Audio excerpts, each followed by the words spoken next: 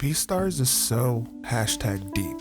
And as much as I would like to present the animation, the soundtrack, or even the process that brought us this unique expression of our reality through beautiful anthropomorphized animated characters, I'm not gonna.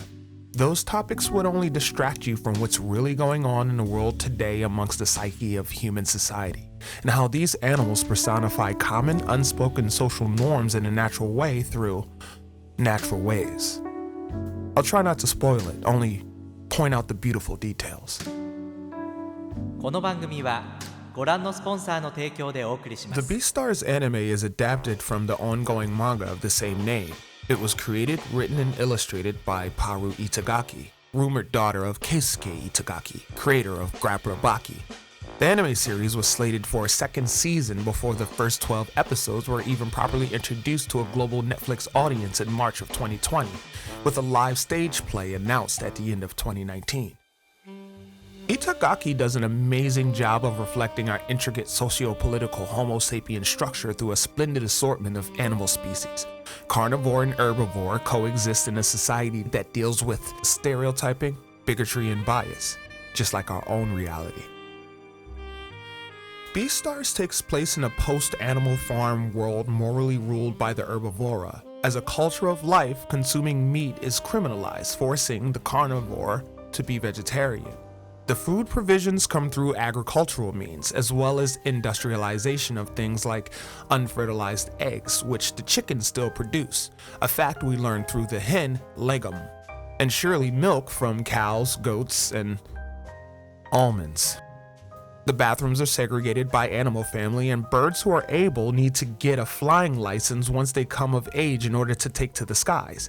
Predator and prey are how the drama play, as carnivora, with their God-given tools for flesh tearing and rending, teeth and claws have no daily place on the surface of this attempt at zootopia. Their feral strength and instinct for blood repressed. The beast domesticated by beasts. Though consuming meat is outlawed and the carnivora commonly abide by said rule, prejudices keep many herbivores of all sizes living in fear of their fellow carnivore, even those they may be in many ways superior to. What they hold above them is class, as this is an herbivorous culture, but denying an entire order's natural way of being causes some to get it by other means, leading to an underground slaughter slave trade feeding a black market for meat and blood as drugs, which may not have been so taboo in earlier times of history of this world, much like our own reality.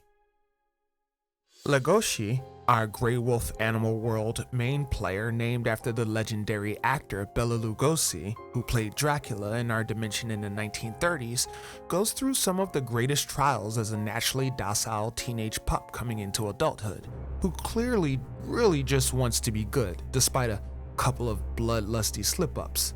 Like wolves, Legoshi is shy, but a perfectly capable hunter and enraged combatant. As a large breed canine, he's faithful to a fault, and is found to be more vicious when it comes to protecting others for whom he cares than he is protecting himself, a quality many may even recognize as their own. Legoshi is very self-aware and conscious, soft-spoken, standing tall but often hunched over to make himself less imposing, approaching every animal as an equal, with kindness, herbivore and carnivore alike, large and small, gentle to even the tiniest bug. He is empathetic to the things he is perceived to be superior to, the kind of meat that shall inherit the earth. He sincerely cares. His track record was great. For 18 years, he stayed barely hidden in the wings of the drama club, shining light on those for which he held admiration. But then, that apex level puberty started kicking in, and then there was Haru. This is Haru. Oh, okay, wrong shot. Place this thing. Bam. This is Haru, an enticing Netherland dwarf rabbit from the family Leporidae, order Lagomorpha. She, like any other well-written character, has her own insecurities that come with her species. Like most of us, she just wants to be seen and accepted for who she is. A victim of gossip amongst the whispers of her peers, to jealous hoes talking trash behind her back, she's considered a slut, a bitch, a thought. Miss Steal Your Man, like every other actor in life, is judged by what she is believed to be, demanding she lives by imposed moral ideals, regardless of her life experiences, relative reality, and desires. She is constantly subjected to bullying, abused physically and emotionally because everyone minds her business while she minds her own. Haru's empowerment is the perfect opposite to Legoshi. She doesn't shy away from who she is. She isn't ashamed, nor does she try to hide behind the image of standards. Haru finds power in her irresistible surrender. She stands up to the things she's afraid of. Though she's diminutive in size and strength, she's massive in willpower and conviction. Feisty prey, she'll clap back verbally, but in the face of true danger, flight is the unbeatable instinct. But what is a hairy situation when fear is your kink? Paru Itagaki has been quoted saying, "I feel that Haru is a character that has many traits that are akin to women, good and bad.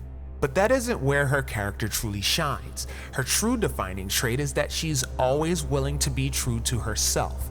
Many of the characters are portrayed living life with some kind of mask, but only Haru chooses to live life nonchalantly for her own desires." Tiny horse! Throughout the whole Cherryton boarding school, we find ourselves mostly hanging out with the theater nerds. It's alongside the drama club where we come in, with tragedy. One of the key herbivore actor members gets attacked and killed by a mysterious carnivore, allowing us to immediately see the underlying divide between the already socially segregated herbs and carns. The order's at odds in defense of fear reaction.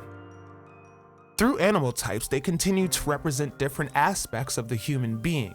Like all of us, they have insecurities they don't speak about, yet they peer in a mirror every day living with who they are as nature intended. Have you ever considered the rhino hating its horn, or the giraffe hating its long neck and markings? The things they were born with that makes them unique, silently admired by others. Most, if not all, of the thespian bunch are socially queer, if you will. Outcasts with secrets they can never tell anyone, dodgy past or weird home lives. They find solitude in the theater, in the play as characters on stage or contributing to the setting from the shadows. The drama club is led by Lewis, our tertiary prime character, heir to a throne with a great crown of antlers atop his head, the majestic king of the forest who refuses to lay down his prey. Lewis is a revered herbivore alpha, a prime image of what it means to be a staple in a society where bean and vegetable consuming fangirls swoon over grass eating dudes with dull teeth, though he may not see himself as such. Lewis tends to overcompensate. Maybe he does so because he's smaller than he should be. Maybe he puts up a strong front because deep down, he's terrified. How does one handle the responsibility of being the Beastar when you have a past you could never reveal to those that adore you? Can you imagine the challenge of upholding the image of the vicious mask you wear as a champion? And so Lewis stands regal in the light, strong, stubborn, and coping. And then there's Domu. I just needed a Domu moment. He's so beautiful. I'm not even into peacocks. Wow. Gorgeous. Beastars serves as a beautiful reflection of our complicated social structure. If you're paying attention, it stands as an important commentary presenting doors to conversation in relation to our collective evolution, gateways necessary as we continue to expand our connections in this internet age, an age where we seem to be attempting to eradicate the discriminations of our forefathers. In the Beastar space exists far too common oppressed archetypal personalities of our own world. While much of the allegorical foundation dances around the masculine and feminine, the whole piece transcends language, culture, and race, and even at moments gender by moving beyond our species. Utilizing animals as metaphors with which we can empathize, we're able to see beyond our own human hang-ups on imposed cultural expectations. Lessons in sexism, racism, classism, they're all here, and quite compounded. From the ground, Beastars walks you a mile through an assortment of character shoes, so you see them for who they are, not for who you may have originally judged them to be. Every character in a series has some sort of secret they can't express, whether it's to themselves or to others. Each beast wears their insecurities as they push through their daily hustle, and each of them handles it in their own way. What frees each of them over time is them accepting themselves for who they truly are, or they are seen and embraced for who they are, most often by the most unlikely source. This means freedom in life, and sometimes freedom in death. If you watch Beastars or read the manga and you enjoy it, but somehow you find you're still misogynistic, misandrist, chauvinist, bigot, or just overall intolerant, you may have missed a point.